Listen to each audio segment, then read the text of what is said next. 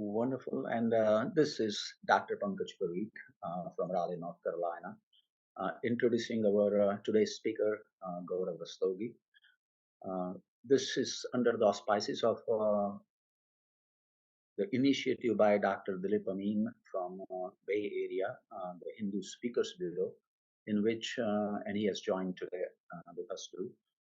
Under that heading, we have thought a need for a something called Hindu Youth Educators Bureau to exchange our understanding of how to approach the youngsters growing up in the West, how to bring the Eastern spiritual as well as traditional heritage from Hindu background to their understanding. I think the experience of most of us is it is a challenging task. There is a big gap between that, and we need to bridge the gap. While we enjoy our background, I think it gets lost by the time it reaches the youngsters. There are few and far between who end up enjoying their heritage. So, how to bring them in a way that becomes practical and that becomes enjoyable? That's where our guest speaker, Gauravji, is also a member of Hindu Speakers Bureau, comes in picture. As I understand, he had an extensive experience over the last several years of sharing his insight into Hinduism and Hindu philosophy with the youngsters in the local schools where he has been speaking regularly. And I think nothing like that first-hand experience. For those who may be inclined to reach us out uh, for joining the Hindu Youth Educators Forum, and I would consider the people who have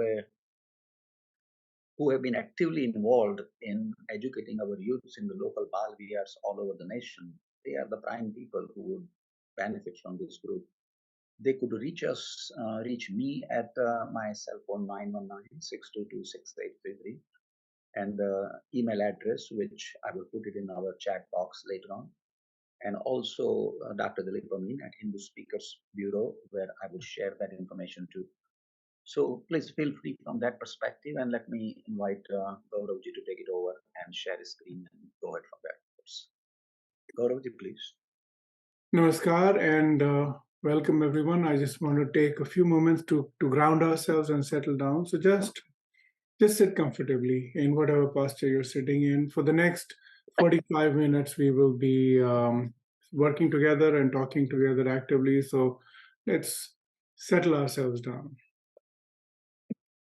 Just sit comfortably in any posture, sitting with the back straight, the back, neck, and head in a straight line. Close your eyes gently and relax the expression on the face. Just sit comfortably, thinking of all the teachers that have made us who we are. Thanking them with gratitude. Now you can open your eyes. Namaskar, my name is Gaurav Rastogi, and I am part of the Hindu Community Institute as well as the Hindu Speakers Bureau. And as part of these responsibilities, I'm often asked to speak to adults of all ages, young and old. And I use some approaches to make these talks interesting and compelling. And I'll be using some of those, I'll be describing some of those in today's conversation. Thank you, Dr. Parekh, and thank you, Dr. Amin, for organizing this conversation.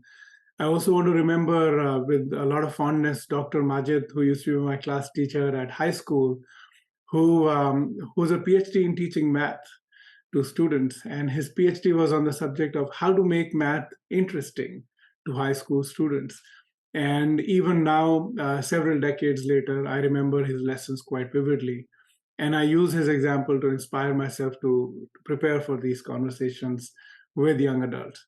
In terms of my experience in teaching young adults, thanks to the efforts of the Hindu Speakers Bureau, I get invited to teach Sanatana Dharma to young adults at high schools as part of the world religions class on Hinduism. They would like a Hindu speaker, and they call us.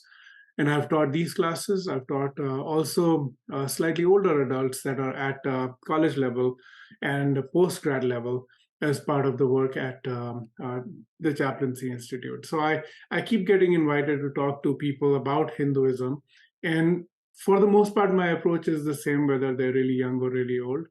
Um, I'll describe how I try to make the conversations interesting. I'm also, so in terms of teaching high school students Hinduism, you see me here, of course. You can see me here teaching Hinduism at a Catholic school. So you're going to see the big cross behind me, and that's part of the experience of teaching Hinduism to students that have no experience, no exposure to Hinduism, and have the usual cliches of caste and cow. And my project in that 1.5 hour typically is to invite them to understand the depth and richness and beauty of Hinduism, not as a jingoistic, dogmatic thing, but as something filled with something that they can experience, they can touch, taste, and smell, and take back with them. It's very important to do that. I also experiment with new approaches in terms of presenting the message of the Bhagavad Gita. And so here you're going to see this playlist. This is from 5 years ago. It's a talk I give every year as part of the Hindu Community Institute. And here our project is to introduce the historical relevance of the Bhagavad Gita. And I try, as you can see on this playlist, a whole bunch of interesting ways of doing it, some of which I will describe today. And the rest, they're on YouTube. You can hit me up for links and I can send those over to you. Now, I do want to begin with a caveat. This is a talk about giving a talk. So I'm not going to go into too much detail. The detail is available in all these recordings. As a speaker, you're going to be uh, presenting at different places. You should prepare to have your own online portfolio. So try to record all your talks, including the interactions and some shots of your audience, and then upload them to YouTube. If you're taking videos of the audience, of course, be sure to take their permission. Otherwise, that's not a good thing. And these are, so with that caveat, these are my experimental approaches. Your mileage may vary. It will vary, and so just be aware of that as you think about what I'm going to talk about. There are 3 principles that I use typically to make these talks interesting. Those principles are: first, make it stick. Right? It is something that needs to that needs to be really memorable. People should be able to take it out of the conversation and into their lives.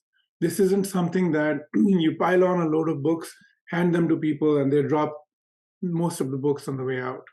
That's not a good use of your time in preparing and delivering the lecture. So make it stick. This is important. The next, especially when dealing with young adults, is very important principle from my perspective, is to make it tick. This is important, and let me explain what this means. Make it tick as in, it's an idea that is now seeded in somebody's mind. Young adults are skeptical. They're not, especially out here in the West, they're not interested in hearing third-hand wisdom. Many times we as parents are not ourselves very familiar with the philosophical concepts underlying Hinduism. And so we would just pass on something as, this is the way it is. They're not very happy to hear that. They're also not happy to hear things that they haven't fully understood themselves. So you have to make the idea go deep into their minds, and they have to mix it with their own intelligence. They have to illuminate it with their own intelligence. And just like a ticking time bomb, it sits in their head, and at some point, maybe in 1 hour, maybe in 10 years, maybe in 20 years, they will understand the true import of what you're saying. And that's why making it stick is important, because these ideas will travel long distances. As they have reached us over a long distance in time, so it is with our kids. The third is this. The third is you have to have fun first. Have a spirit of Leela. Be lighthearted. We are discussing serious topics, but there is no reason for us to be all serious and long-mouthed and so on. It's completely unnecessary because it turns the audience off. And if you're not having fun, they're not having fun. And if they're not having fun, they're checking their phones. This is all useless. And so these are some of the principles I use. Think of it as think of it as, and this is, again, an example of the make it stick and make it tick part. Think of it as time bombs in a shopping bag. And I'll explain what this means. What you're doing is very simple. you're giving people a shopping bag to carry things back with them, right? And that's important. Okay, so when you give people ideas, you give them something to take them back in. Don't just give them, your ideas and then it's philosophically abstract things and they'll forget it immediately on walking out. So give them a shopping bag. A shopping bag is a mnemonic device or a memory device or a visual image, anything. And I'll give you a few examples of each of these as we go along. So give them a shopping bag and put a time bomb inside it, which is a kernel of an idea, a seed of an idea planted deep into your talk, which when they go back, it's going to sit there in their heads and it'll eventually create this whole understanding of the Hindu tradition, which is unique. I'm going to pause here and just give me a second. I need to turn the audio off on the other device. I'll be back. And I can talk in the middle there. I think the most interesting challenge for any such communication, and my experience has been in students who rotate with me from high school or college in my office to shadow with me, I being a physician. And I interact them with a lot. And I think the most important challenge I have noticed is to break the ice and to create a sort of a trust where they see us as obviously in that position I'm a mentor from a medical standpoint, but on the other hand they see you as a friend, they see you as a giving them an equal importance, that we respect your intelligence and your experience and we want to start the journey there. And I think if you can break that ice, you have won half the game battle there. That's right. Thank you, Dr. Parekh. And so having fun is important. So fun first, make it stick, make it tick. These are the three principles that I use. Now, I'm going to talk to you about six things, six approaches that I've used. And again, I said this earlier, these are my experimental approaches. Your mileage may vary. And so you have to try these out. What I'm describing, it didn't always fall the way I wanted it to fall in the first talk or the second talk. And so it's important to try things out, see what works, and don't do whatever doesn't work, and improve what works to make it better. And it's the same way if you're watching online these stand-up comics. These things have to fall in a certain way. So you have to practice your cadence, you have to practice your craft. And that's very important as a speaker. And I'm talking about as a public speaker. If you're just talking to your own children, it's the same way. Everything you describe, you have to be convinced of it yourself. If you're passing on third-hand knowledge, everyone can sense it. And then people are skeptical of it and they're like, okay, now dad always talks like this. Right. So it's very important. All right. So let's dive right in. And this is interactive. You can feel free to interrupt me at any point. Now, the first thing that I try is to make it light. And I'll give you an example. Making it light, of course, this is a pun.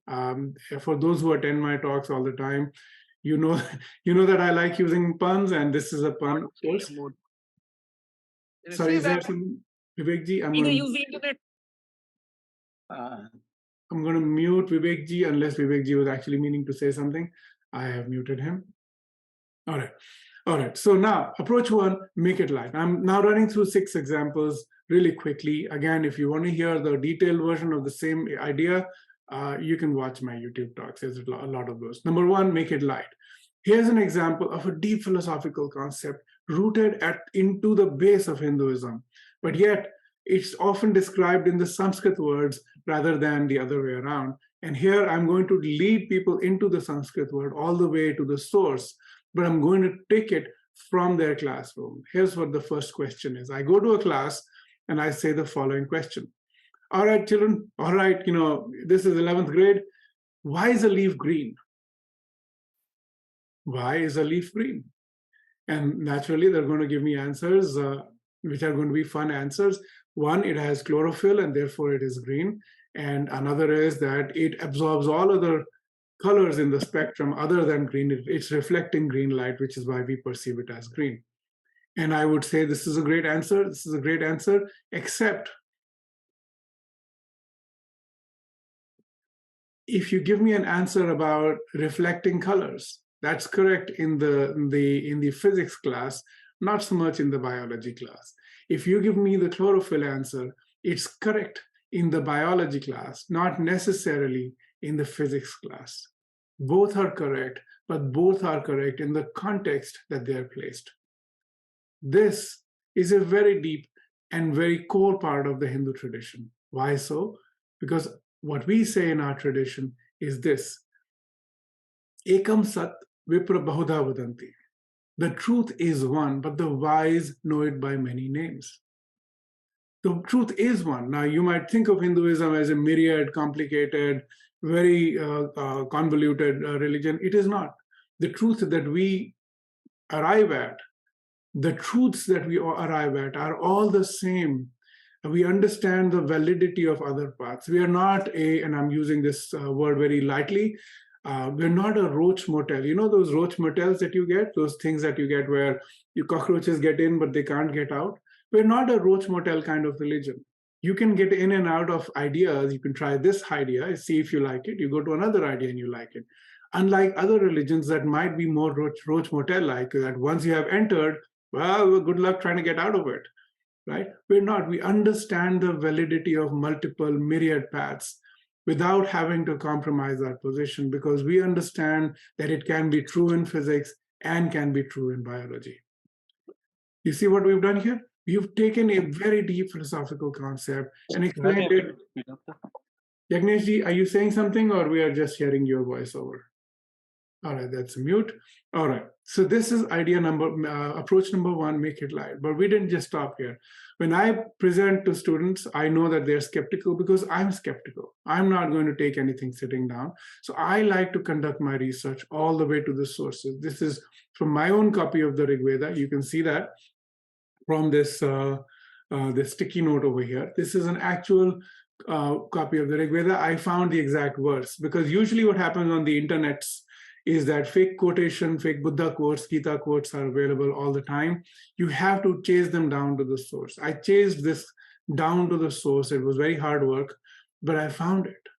And I used this to say that, look, this isn't stuff that you made up on the internet. This is true because I have verified with my own eyes. This is very important, from an authoritative version to the exact verse. And so this is approach number one, make it light. I'm going to keep moving. Make it fun. Make it fun. Have a lot of fun with it. A way I like to have fun, and since my mother is watching this talk, she hears this all the time because she hears a lot of my talks, is this: I'll pick up from my, from my breakfast nook, avocado. You remember, you go to Costco, you buy these avocados when they're like hand grenades, super hard and completely useless for human consumption. And I take those to the class. And I will take it out with a big show and slam it down on the table. And I ask the following question. All right, my friends, who ripens the avocado? And I'll ask the class, I said, who ripens the avocado? What's going on with this avocado business?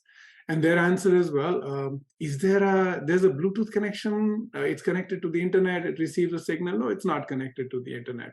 All right, is it a timer? Is it something else? And they're scratching their heads, right? Ultimately, they come to the conclusion, which is the conclusion that we reached as well, that there is some order in the universe. This is not a chaotic universe. You buy an avocado today, it's useless. And in between 2 to 6 weeks, depending on when you bought your Costco avocados, they will ripen. Who knows how long they take, but at some point they ripen. And there you have a very deep understanding of an essential truth that is at the core of Hinduism. In the Rig Veda, we talk about this. The Rig Veda actually approaches this question, and this question alone, which is, there seems to be order in the universe. And you plant a seed, a plant comes out, and then seeds come out on the other side. There is order in the universe. We know it as Rita, right? And Rita, in English, you might know this as rhythm, rights, and so on. So it's a word that's even to you very familiar.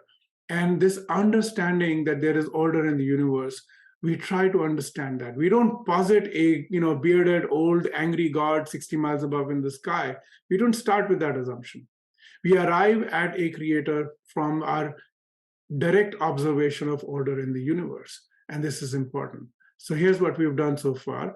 We have essentially gone from a hard avocado on the table to a deep understanding of an essential truth in the universe. This is unshakable, and every time they have breakfast, they're going to think about this question. And that's the time bomb that I've been talking about. I'll give you another example. I have a lot of fun with this one. Now, if you have young children, or if you've had ever young children, you've probably bought one of those Where's Waldo books, or in some countries, it's Where's Wally. And Waldo, just for those who don't know, this is what Waldo looks like. He's he's wearing blue pants, a striped shirt, glasses, and so on. And the conceit of the book, the idea of the book is there's a very complex painting, drawing, and of lots of people with similar colors and so on. One of them is Waldo. You have to find Waldo. I began the class with this. Incidentally, I use this in a Bhagavad Gita class. Those of you who gone to HCI, of course, remember this vividly. And I'm describing the impact of the Bhagavad Gita on the universe. And you might think, what on earth does Waldo have to do with anything?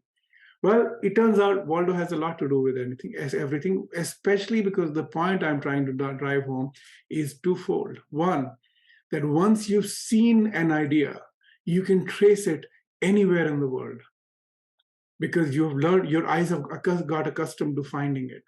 And that's how I'm saying that the Bhagavad Gita ideas can be seen directly imprinted in the minds of the second thing, which is another Waldo who's very familiar to Americans. This is my friend, Ralph Waldo Emerson. Waldo is literally his middle name. Again, if you come to my classes, you know I use puns all the time. And Waldo kind of looks like Ralph Waldo Emerson anyway. So Emerson is deeply impacted by the Gita. He writes that, and then his, Thoreau on Walden Pond is taking the Gita with him. His ideas are heard by across the pond by Nietzsche and by Tolstoy, whose ideas are heard all the way south by an Indian guy in South Africa, which is Mahatma Gandhi, whose ideas are being heard by Martin Luther King Jr. in the 1960s. You see what's going on? Once you are able to find Waldo, you will find Waldo everywhere. And now you can see the impact of the Bhagavad Gita on the world around us. You see how this is fun? That's the point of taking this approach, which is you have to make it fun. You have to make it interesting and completely surprising, which in fact happens to be my third method, which is make it unexpected. Bhavna ji, again, okay, I'm going to just keep everyone mute on arrival so that people don't come in disturbing. One second, mute all. We are, all right, okay. All right, so now feel free to unmute yourself if you have something to say, or if you have questions, type those in, it's all good. But otherwise, I'll keep rolling. Number 3 approach is to make it unexpected. Now, you've already seen some of that with the avocado and Waldo, but here's another example. In my Gita class, when especially I'm describing the ideas of the Gita, now when young people or even older people think about the Gita, they might think, oh, 5,000-year-old text, who knows what it has any value for me, or whether it's scientific, right? Well, I have news for you, my friend. What we do is actually fun, and the doctors here on this call will appreciate it, because I'm actually going to use something even you would not expect, which is this. I actually use a rap contest to describe exactly what's going on in the Gita. Now, I'm not actually going to rap myself, and certainly not going to subject that to you rap in this particular presentation, but I use a very well-known rapper, Eminem, in a very well-known song called Lose Yourself. And the context of Lose Yourself is that it's a rap battle between two people, and Eminem is describing a set of symptoms.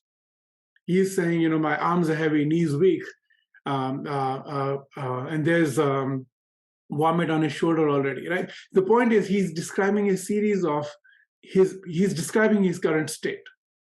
And now what I do is this, again, this is the unexpected part. I take that, and I will not play it here because YouTube always gets me on copyright because, of course, I'm using a famous song. So you're going to have to look it up. I then contrast it with chapter 1 of the Gita, where Arjun in Sanskrit is describing his symptoms in exactly line by line, the same detail. But I don't just stop there. I go to the DSM-4, which is a way of determining, symptoms and, mental disorders. And I look out the panic checklist. Now I say, all right, here's Eminem describing his symptoms. Here's Arjun describing his symptoms. And here's a list of symptoms that your doctors use to determine if this is a panic attack. And guess what? You, my friend, can play a doctor. You can actually determine that all two of them are having panic attacks, but for different reasons. And that that gets to you the central idea. I'm going to show this over here, that the Bhagavad Gita is a very precise text. Even 5,000 years later, you can use it to diagnose what's going on. This is not a loosey-goosey, fluffy, airy kind of text. It's very precise, so precise that you can sing about it. And that is a very unexpected takeaway from a very interesting sort of position. So that's method number 3, make it unexpected. Method number 4. Method number 4 is I want to make it real. I want to make it real in the sense that things that I'm saying are not things that I am saying. Things that I'm saying you must be able to experience unshakably. And the way we do this is this. I'm also a meditation teacher. So what I do in the class is with their permission. Again, these are Catholic kids sometimes, or Christian kids otherwise. I'm going to actually have them chant with me. And in a 5 to 10 minute sequence, I'm going to take them to the deepest, sweetest feeling of chanting Om. They will feel the Om in their heart. They will feel the Om in their body. They will feel the Om surrounding the class, and they will tell themselves, that felt different. Why do I know this? Because sometimes I run 2 classes on the same day. The second class, before the second class, one time, another teacher, unrelated, he has no idea, I've never met the guy. He comes to me, he says, I don't know what you did with the kids in the first class, but they came to my class after yours, and they said, something different happened in this class. We don't know how to describe it, but something different happened. The space changed, right? And now it's real. It isn't, in a typical world studies class, there'll be an Om symbol written up there in somewhere, and they don't know what it means. But now they're carrying it with them, an indelible, unshakable experience that they cannot deny. And that is number 4, which is make it real. All right. Approach number 5 that I try is to make it tangible. Making it tangible as in something they can touch, taste, feel, and take away. I'll give you one example. I use several ways of doing it. One example is this. Again, don't try this if you have sugar issues, but sweet like jalebi. I actually literally carry jalebis with me to these classes. I've been to senior homes. I've been to high school classes. I carry physical boxes of jalebi, and I pass them around. And kids like it. Old people don't necessarily like it, but kids certainly appreciate it. It's sweet. And what is the point of this? The point of this is this. I'm describing to them our sense of what divinity is. Our God is not sitting outside, again, like I said, up in the heavens. Our sense of divinity pervades this entire universe. What is the word we use for that? The word we use for that is Ishavasyam Idam Sarvam. All this that moves and doesn't move is pervaded by divinity. Similar to how the sweetness of that sugar pervades through this dry and tasteless matrix of flour and yogurt, which is jalebi. By itself, it doesn't have any taste, but it's infused with this sweetness of jalebi. And that's our understanding of divinity. Everything is infused with the same divine light. Everything is made of that divine light. But now what we've done is we've made it tangible. They could taste a certain kind of taste that they cannot taste elsewhere. Now they know that the divinity the Hindus talk about is not, fantastically shaped anthropomorphic gods, but something they can taste, something they can experience, that sweetness. You can also tell at the same token, in the same example that it is a Satchidanand, it is Anand Roop, not a sour roop, not a chili roop. It is Yeah, a yeah, sweet which will make you more enjoying rather than it's a blissful, yes, another yes. put in the same makes sense. Yeah, absolutely. And so in the longer thing, that's essentially the point I'm trying to make here, that there's a certain sweetness in the Hindu tradition. This is not an angry or jealous God who's out to to smite you, to use a certain kind of language, if you don't use his name properly. That's not our God. Our God, our essence of divinity, can be formless but not tasteless, very tasteful. All right, so that will make it tangible. The finally, and I'm wrapping up my talk here, the sixth approach that I'm going to talk about today is make it scientific. Now, we're all skeptical. We live in an era defined by science and technology. Naturally, religion is seen as an anti science thing, not so Hinduism. And how do I prove it? I prove it again. I'm not playing it for you here, but I actually use a Nobel Prize winning speech. Let me rephrase that, a Nobel Prize winner's speech from 2016. In 2017, this person was describing topology, and topology is similar to how shapes like this coffee cup has a curve here and a round here. And so that's his research. So what he does in his talk is very interesting. And I carry the tools he's using to describe his thing. He's using breakfast objects. So in my brown Trader Joe's bag, I pull out very methodically the same thing. I pull out a bagel, which is what he does. A bagel, a pretzel. And he says a bagel has one hole. A pretzel is a bagel rolled into two or three holes. Now, have you thought about it? You can never get a half hole. You only get whole holes, right? And how do you get one hole from another? One WHO whole. Again, I'm Indian, so my whole and whole sound the same. That's too bad. But hey, a hole out of a hole from another. We say Purnamada Purnamidam Purnat Purnamadachyate Purnasya Purnamadaya Purnameva Vashishyate. From wholeness comes wholeness.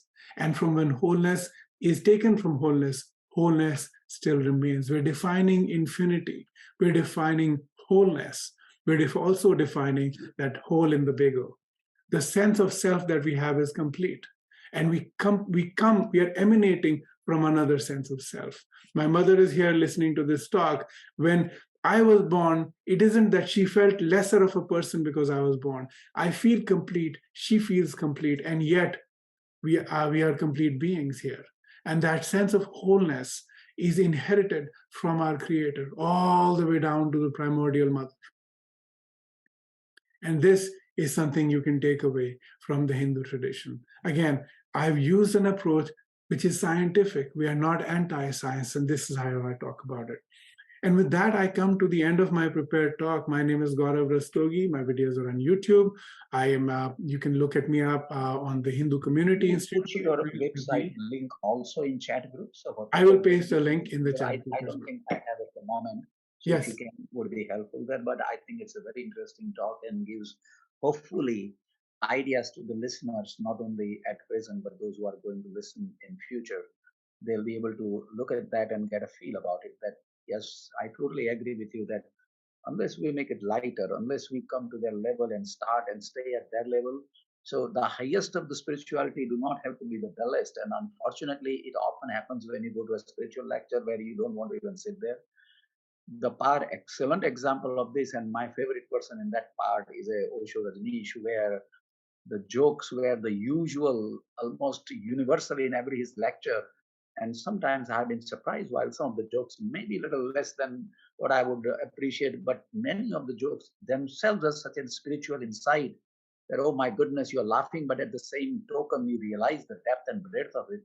And not only that, that man had an art of changing, making you laugh at one moment, and at the second sentence, showing you the highest of the spiritual truth in his classic Hindi. And that would create an effect which was unbelievable. And frankly, then later I realized that he has a team of joke searchers among his group, some of the Westerners and Indians who would search for the jokes to bring it out, and he would remember. And it's just an amazing. No wonder I fell for that. Sadhguru does a similar to some extent, but there's, I think, no Indian teacher I have listened to compares to Osho for that moment. And his jokes are, Mullah Nasruddin jokes are what I used to like there. But I think I see what you are suggesting, Gaurav. It gives me also some ideas in the whole process, how to make it lighter. And your example of donut is just superb. Frankly, well-fed children would be looking forward to your classes that you're going to get some bagels. If I have it in your place, I would take several bagels, make them slice and see how the whole is multiplying into multiple wholes and so on and so forth. I think Purnamada, Purnamidam, there could not be a better way to put it together. Absolutely. Let me open up the forum for others to get a feel about it. In students that I have interacted in my office, and I see that they're very open. These children, I'm talking now about Indian children that rotate with me. They are tremendously open. They are intelligent. They want to know. It's a question is, it doesn't come from the person who themselves has been number one convinced of the facts that are being told, who is knowledgeable in a wider than simple way, and who can come down at their level, hold their hand and tell, let us explore together. I think that's where it boils down to. And it makes it a lot more easier. Please feel free to open up the forum and comment and see what your take is. Ushaji, Ushaji, your hand is up. Yeah. So the concept of wholeness, when we're talking to non-Hindus, and adding in being light, you don't have to take yourself that seriously, then there is no sense of threat in other people. Like other religions, communities don't feel threatened. They don't feel, because they could apply all this to their lives, to their religion, to their scriptures, and still come out with the same answers that they already have, but in a more enriched, more the world view that they hold is expanded, and it's inclusive. So Yeah. that's what I think. That's what, as people who hold this treasure, should be sharing with the rest of the world. We are on the verge of building. I mean, I'm like Gaurav, we are always excited. So it's like, we are on the verge of, uniting the world community. That's what we are. We shouldn't miss this opportunity. Wonderful. Let's see if anybody had a question there too. And yes, you did put your YouTube videos that are there. And any other question or comment from the group there? Anybody has tried any other techniques that has been helpful in their interaction with the students and youngsters or the Westerners?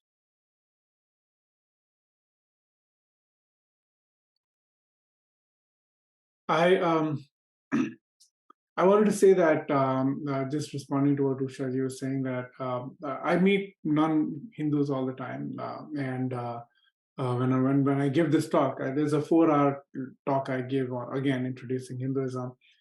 My project is simply this: by the end of this conversation, they should understand that Hinduism is very scientific, very rich, very sweet, very interesting. But even more than that, they probably should conclude for themselves that, what, maybe I'm Hindu because everything this gentleman has described I seem to agree with, and therefore maybe I'm a Hindu. And so a lot of people say, "Am I a Hindu?" I said, "Well, congratulations and welcome," which is it's an open door. The point is, it's so logical and so sensible and so directly observational that you should feel welcome into the Hindu tradition, and so on. So that's an approach I use. It's an all-inclusive religion rather than compartmentalized, and it's open to everybody from any background, where even if whether they want to believe in a presence of God or not, whether they want to believe in Rama and Krishna, even without that, they could benefit the technologies and the insights that is being shared. And you don't have to be Hindu to enjoy yoga, meditation, to learn the art and techniques. So, and that is the biggest plus. That I think that is what we will share. Absolutely. I'm always reminded of Sri Chandrasekhar Saraswati, Mahaperiva, the Shankaracharya from the Kanjivaram Math, and he was interviewed by a Russian, and he said, "I just love everything you say, Swamiji, and I'm so tempted to convert to Hindu." And he said, "No, you do what you are comfortable with, what you believe in. Don't get confused."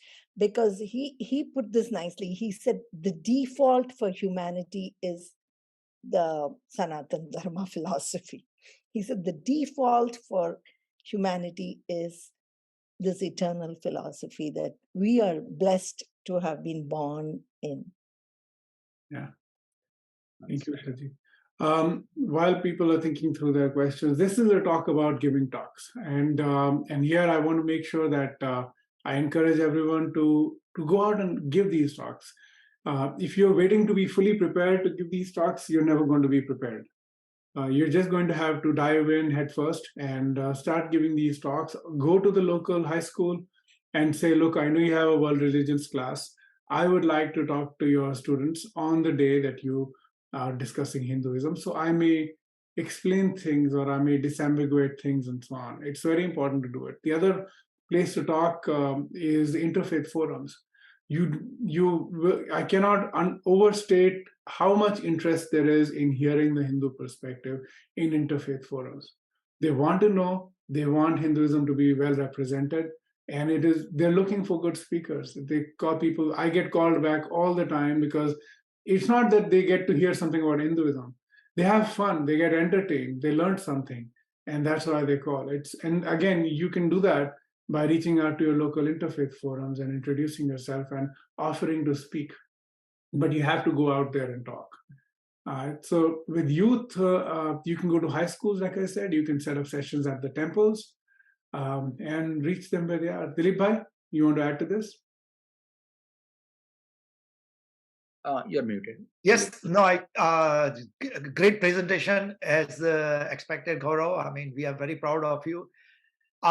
You made an excellent point that we Hindus need to reach out, like to interfaith forums and all that. I jokingly tell Hindus that the advantage is if you tell Hindu that, look, this is what the God is, they will immediately tell you, no, that's not what it is. It is this thing. Versus you to go and tell to Christians, Jews, Muslims, I mean, they just listen whatever you say. So there is a less risk in that respect. And the other thing to add to it, also as we are trying to promote, we should also go inside the prison, be a chaplain for the jail system. Absolutely, there is no qualification other than your willingness to go in. And Gaurav may add more to it for our plans seminar. For some of the listeners who they do not know, Gaurav has started a school for giving certificate for Hindu chaplain program. So please pull that school's website too. I think it's a very great initiative, and we are planning to bring it to the various hospitals, that availability, because I know even in my town, while there is a Hindu temple, there is no official chaplain available for each of the hospitals where if there are sick patients and they need some help. I think both spiritual as well as non-spiritual ways the chaplain can come in picture. So Gauravji has agreed to bring that resource to all over the nation. So hopefully he has a team of people who are going to work on that, and we'll start a pilot program. Yes. So those who are inclined at the local levels, please take the message there and pass it on. Hopefully that will be helpful to the needy people. Yes. Dr. Parekh, hello. Just go to hinduci.org. That's where you're going to find all this information. Kailash, please go ahead. Did you put on a chat? I have a suggestion for Dr. Parekh. Please get 2 people from your town area and have them enter our program this fall, and they'll become chaplain within 2 years. And you will have an amazing presence, and they can be attached to us. Send 2 people who have the bend, the interest. It's all online, and they can do both our course and the chaplaincy course at GTU at the same time. And let us talk about that. So I think we need those local effort to bring this spiritual care elements into different communities also. We'll be glad. And the same invitation is there to the others who are on the line that they can bring local It's a people great and share. opportunity. The deadline for chaplaincy application is July 15. And Gauravji and I are always available to talk to you. We'll give you all the advice. We also have fellowship provisions. Last year we gave, foundation gave us very good funds to give fellowship to people. So we cover half the tuition through that. Okay. And so it's a very rich program. And this is a Harvard of theology, this GTU, where we get the chaplaincy degrees. So it's a great opportunity as a second career and to serve the community and to enrich yourself. So we please do share me, Gauravji, later on in the WhatsApp as well as email that information so that I can share it with the local, groups there, and it will be shared very quickly. There. Yeah. widely. We want to send in a dozen or 20 people into this chaplaincy. This last year we had 15 people going. So we have a flow of Hindu chaplains coming out now for the first time. And hopefully, even though some of the colleges do have chaplains, Hindu chaplain also, but I think the students, suppose a college student is going through the depression, anxiety, or he cannot communicate to his parents in a proper way, I see a big role for such mature adults to guide them. So that availability, even at that level, it would be very helpful too. I see a big role in that process there. You know that the number of students committing suicide has increased significantly. So I see the need for each suicide. There are 10 others who are struggling. University Hindu chaplains are absolutely critical need. We see that. We need faculty to come in and take this program. We're just trying to get more and more people attracted to this because such a need is so huge. So anybody in a university administration or university faculty can do this course online and become a faculty and a chaplain at the same time on the university. It's a great position to be in to help the community and to help yourself. Yes. Okay. So on this call's objective, are there any questions on giving talks to young adults that you'd like answered, or anything that you've heard in the talk we gave that you'd like to cross-question or dive deeper on? I'd be happy to take those. You also may want to put a link to your YouTube talks that you have sent me. That will be worthwhile for the people so that they can quickly browse through your videos and ideas and so on and so. Sure thing. I will pull that up right now. Gauravji, one more suggestion that I have for you and Dilipji. If anybody is eager to give a speech in a school, if they want a 10-minute quick advice or something, be mentored for that in the first speech or second speech. They can call us, right? They can call the Speakers Bureau, get some advice. Is that do we have a program? Yes. So you have a pretty good, it's a great collection of speakers, and you want to help people to become more effective speakers. Right? One of the part of speaking, I think, in interfaith as well as in the school, is to limit your talk to the to avoid bringing out the topics which sort of create unease among the listeners. Sure. So like the Hindu Muslim or Hindu Christian, so those parts you do not want to start your discussion with, or not keep in the first few discussion till a big rapport is there between the levels, or people are even willing to. So that small understanding, because we did have a local interfaith meeting where similar things were uttered, and it created a sizable headache for the organizers there. So you want to cross boundary at that stage. You want to limit to certain aspects for the time being. Yeah. So Dr. Parekh, since you asked, you can go look for Yoga of Living Deeply on YouTube. And then here's a playlist, which is, I have several playlists. If you're just interested in interfaith talks about Hinduism, that's a playlist. There's a lot of videos. They're all long videos. And Dr. Amin has always told me, can you cut these short? And the answer is, well, if I have volunteers, they can cut it short. I don't have the time. I'm giving 4-hour talks. I don't have time to edit them down. But if someone wants to tell me how to cut it or when to cut it, no problem. But there's a lot of these talks over here. There are other spirituality talks here that are, again, very long. And then, of course, there's meditations and yoga sessions. So just go to Yoga of Living Deeply and you will find it. I will paste the link here as well. Yeah. Any other questions, comments, feedback, bouquets, brickbats, whatever is the flavor of the month? Well, what a great way to, I think it was a good presentation by you. I must tell you, I admired for your not only the interest and the time and energy, but also a very, very understandable and good presentation. So happy for it. Let's hope that a lot of us have got some ideas and get moving. I'm definitely planning to speak to local schools. I didn't realize they have a World Religions Days that, I think on a Bay Area, it may be more. Somehow I have not attended in my child, but I'm almost certain there is something there which I need to reach it out. I think it's worthwhile. Most schools everywhere should have this thing. The world religions class is generally quite common, and it start by start from a book that caricatures Hinduism in a certain way. It's an understanding book, but a lot of times it's just caricatures. So it's very important for us to be out there and presenting. Great. I think that works out perfect. So good to have all of you here. And Dilip ji, I again thank you for creating the whole forum where we could start and continue this journey there.